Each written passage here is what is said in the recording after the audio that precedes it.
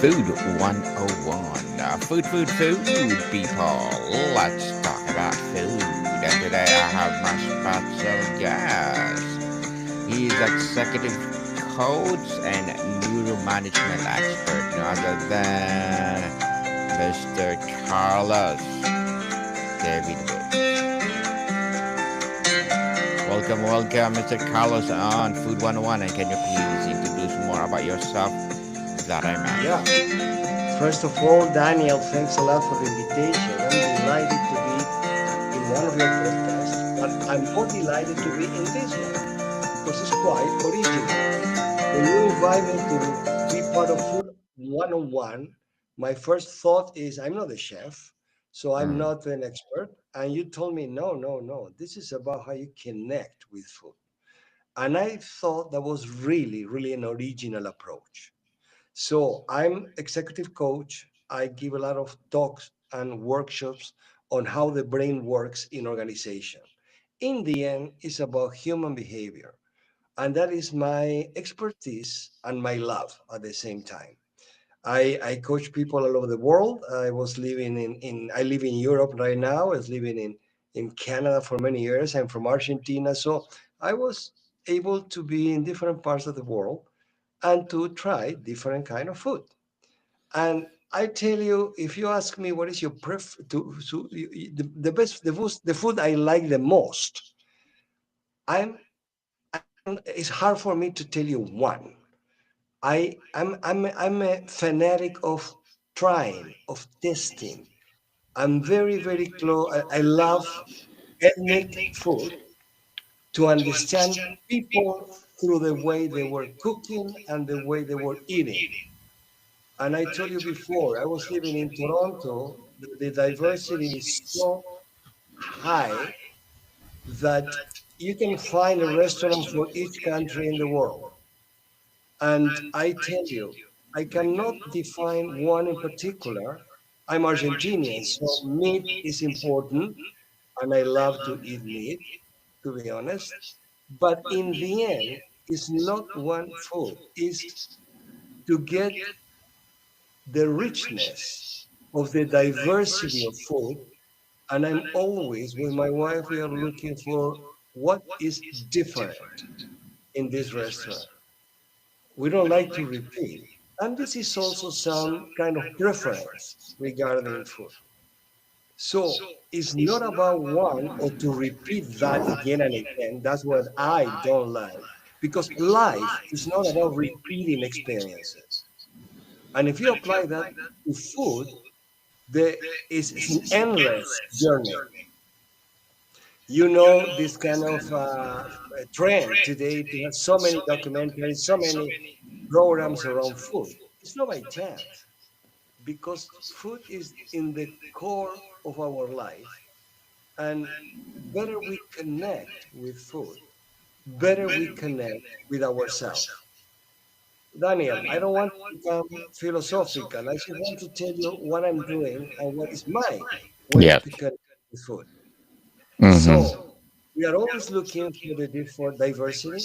We are always looking to understand different culture through the way they cook, the way they eat, the way they taste, what kind of species they try, because that determines even, I will say, the personality of each country.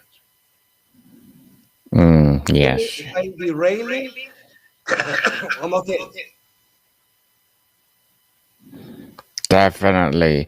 So, Mr. Carlos, for all those diversity of food that you have been tried, what is your favorite one? Well, I mean, I told you I'm Argentinian, and Argentina has a strong Italian influence.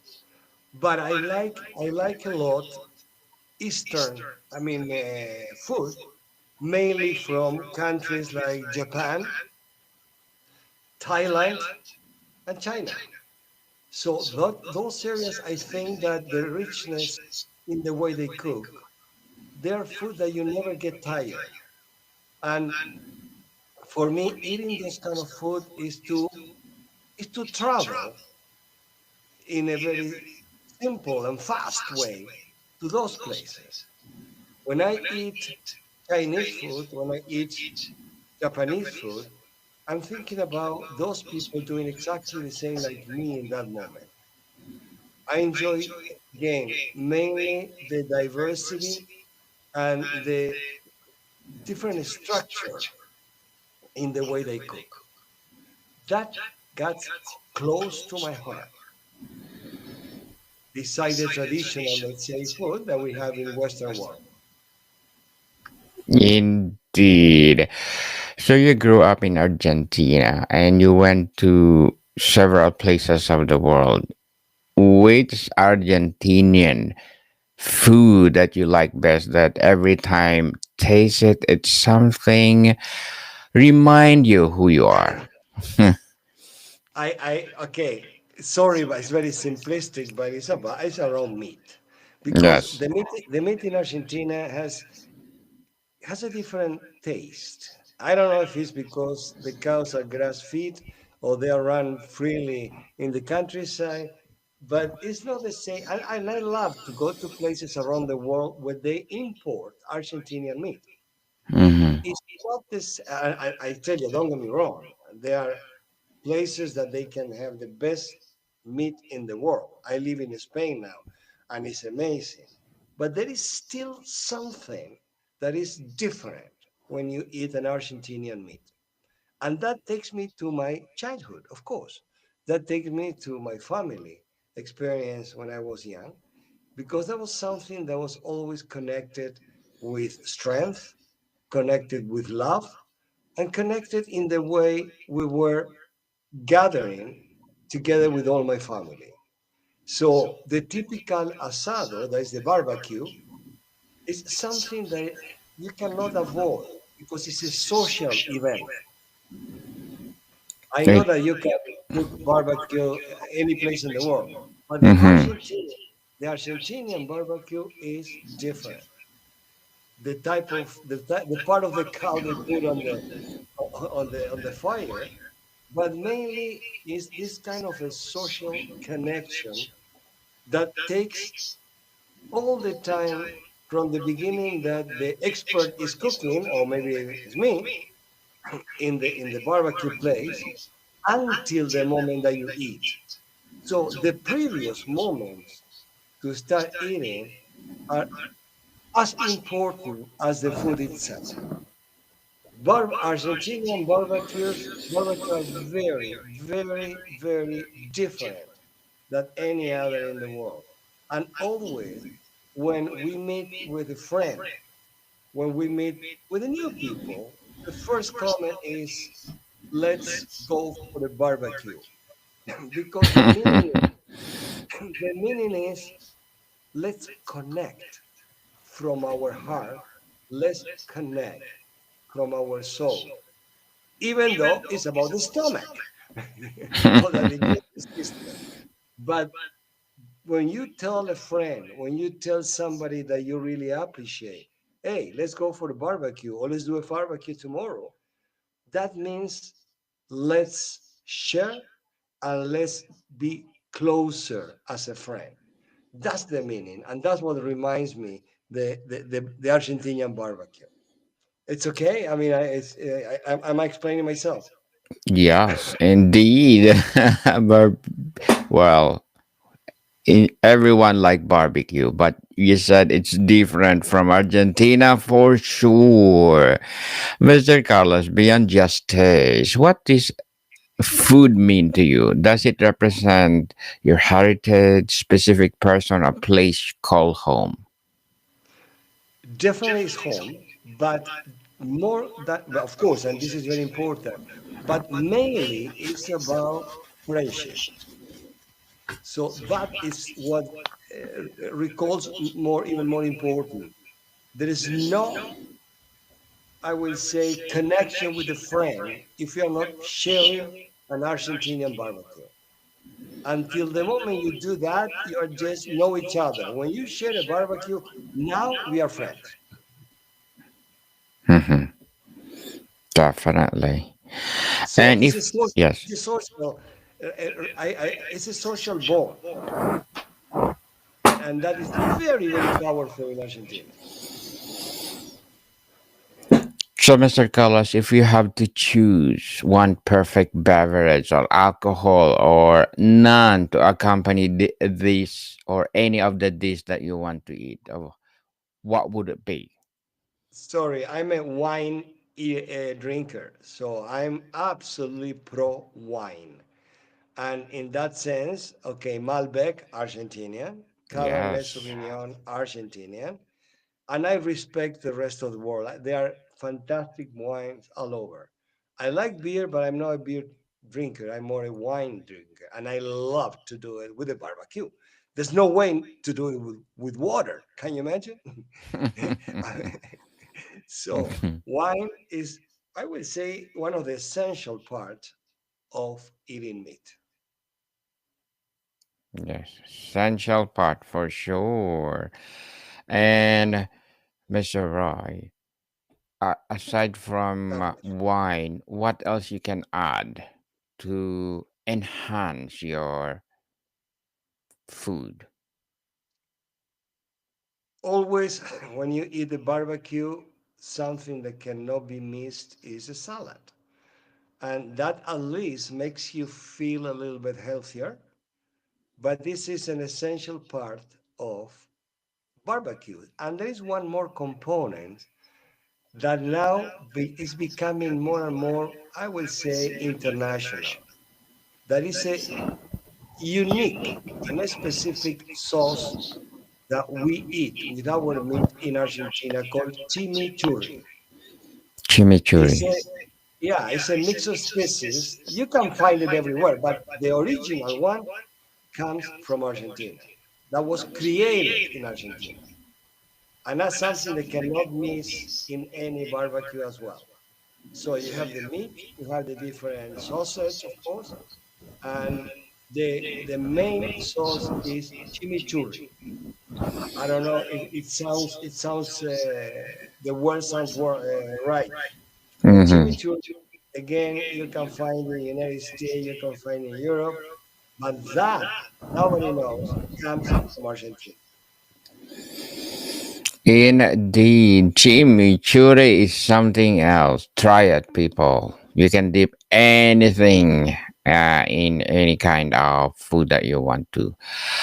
So let's get into the details. What is a non-negotiable element that makes or break the dish that you are eating? A specific blend of spices in a curry or perfect ranis. So let's just like chimichurri that you shared to us.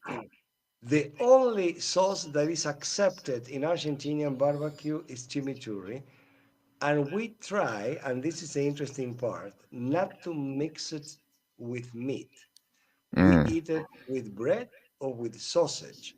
But in Argentina, the tradition is the meat is rich enough in taste, in flavor, that you don't need another sauce to put there. So, like you can find in any restaurant in the world. So the power of the meat itself is what transmits the joy of eating meat. Chimichurri will be always there, but you eat it in a different way as a part of the ritual of the Argentinian barbecue. yes, definitely. Something unique and something authentic. Chimichurri indeed.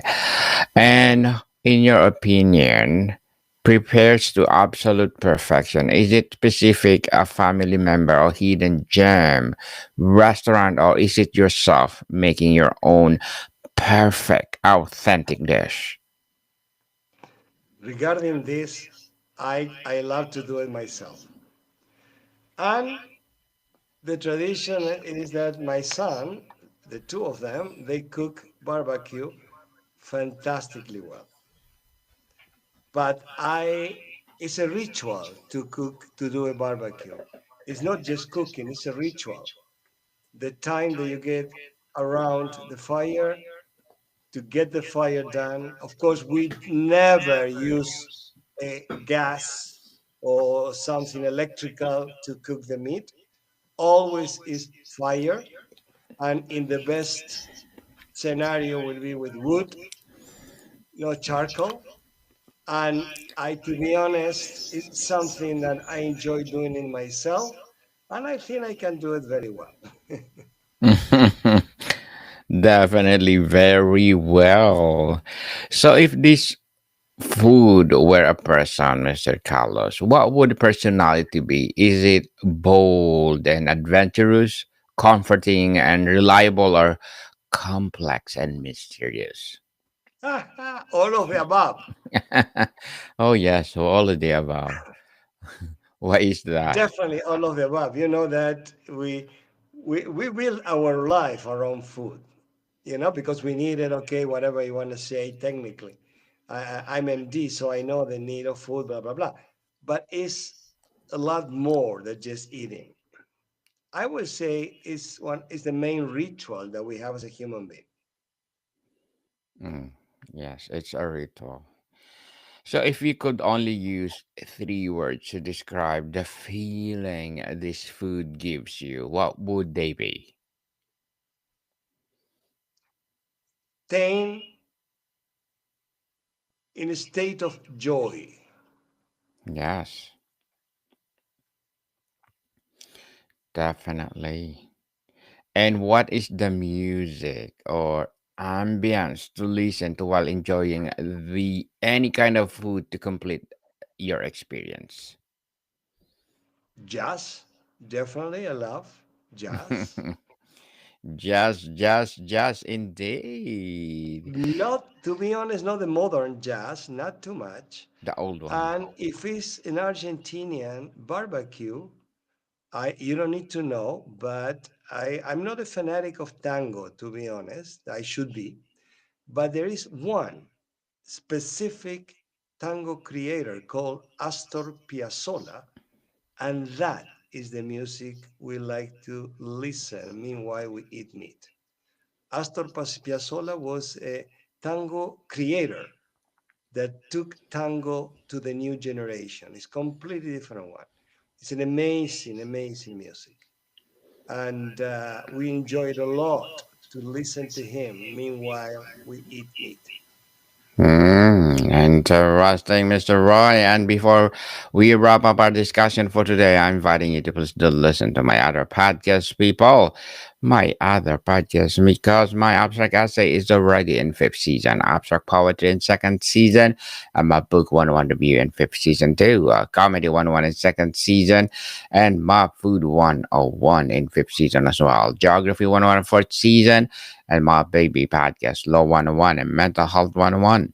Love Letters in third season, and Movie 101 Review and Music 101 in fourth season, and Science 101 and Sex 101 in its first season. Please listen to them wherever you listen your podcast. So, Mr. Carlos, finally, if your favorite food was the title of a chapter in your autobiography, what would that chapter be about?